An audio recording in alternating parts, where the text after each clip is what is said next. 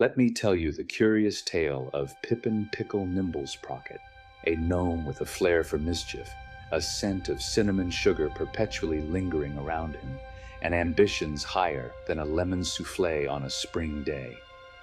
Of all the bustling harbor towns skirting the sapphire ocean, none compares to Portlyton during its annual festival of Fizz.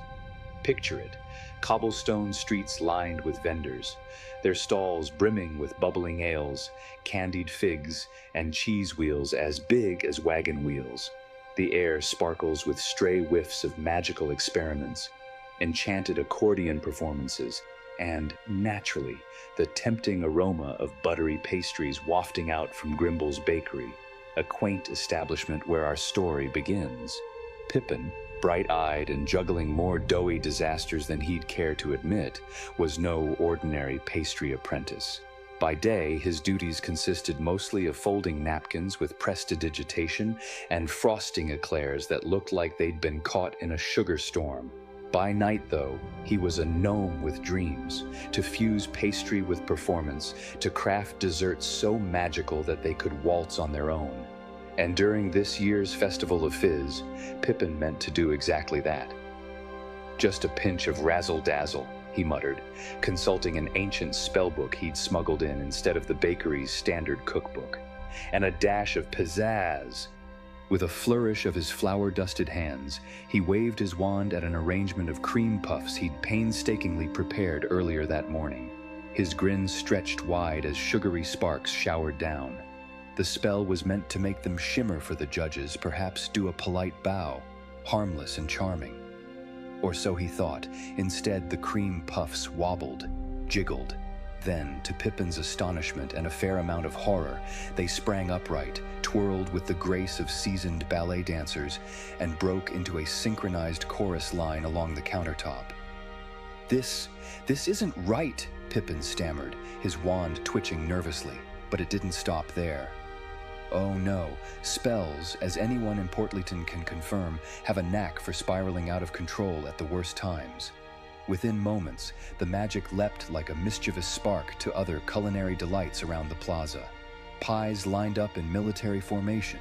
Baguettes tapped out clarinet solos using breadsticks. A gargantuan pudding began organizing what looked suspiciously like a town hall meeting.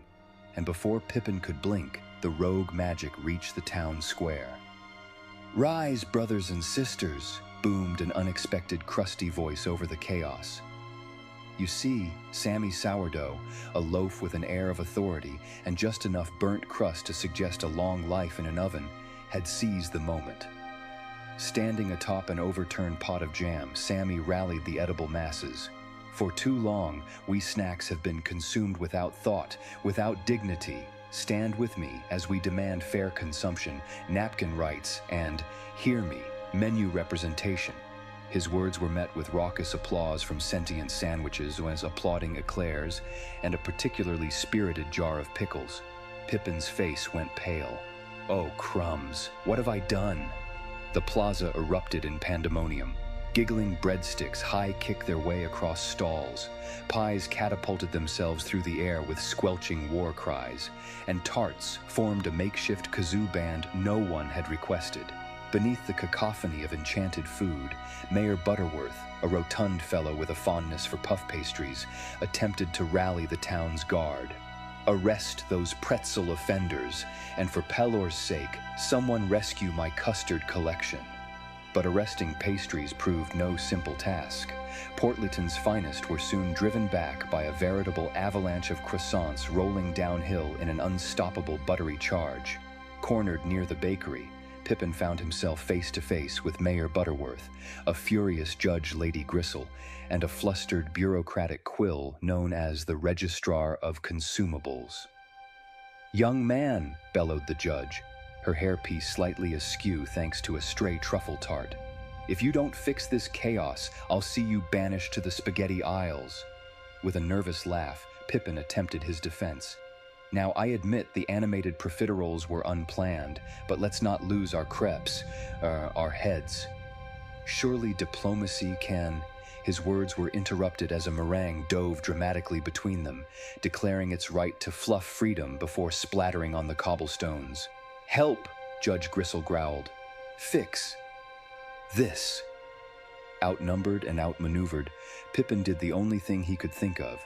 He approached the snacks for negotiations, whisking up a white flag made of parchment paper and hastily holding his tongue before any bad flag pastry puns could slip. He addressed Sammy Sourdough's union. "Esteemed pies, noble baguettes, and, honorable Sammy," he began, sweating profusely. "Surely there's a way for us to resolve this without a pastry calamity." The assembled snacks murmured amongst themselves. Sammy crossed his crusty arms. "You're here to make promises you can't keep, aren't you?" Pippin shook his head vehemently. "Of course not. You want fair consumption? Let's introduce a labeling system, something that celebrates snacks rather than diminishes them. How about menus that highlight artistic flair? A snack sovereignty clause. Proposing what snacks are for ceremonial purposes versus consumption, Sammy hummed, considering. And napkin reform? Guaranteed hand-woven tissue imports straight from the elven glades, Pippin added hurriedly. For a moment, the edible revolution seemed mollified. That is, until a squabble broke out between the eclairs and the muffins over who'd represent pastries in this new snack sovereignty council.